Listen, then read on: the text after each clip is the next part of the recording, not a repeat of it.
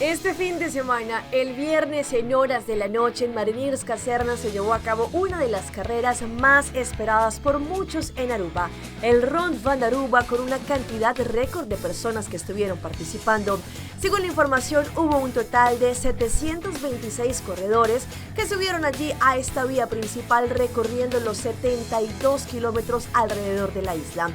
Hubo 49 grupos que hicieron relay, es decir, estuvieron divididos en esta carrera, y entre esos grupos estuvo nuestra representación de Telearuba.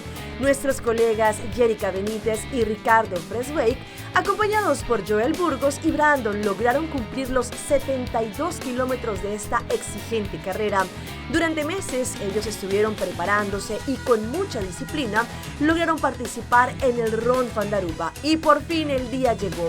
Ellos estuvieron preparados y estuvieron haciendo sus diferentes carreras, logrando cumplir a cabalidad con el tiempo reglamentario cada una de las rutas. Por ese motivo, en nombre de Primera Plana y también de Telearuba, celebramos a nuestros colegas el éxito y les agradecemos por representar y dejar en lo alto nuestra isla de Aruba.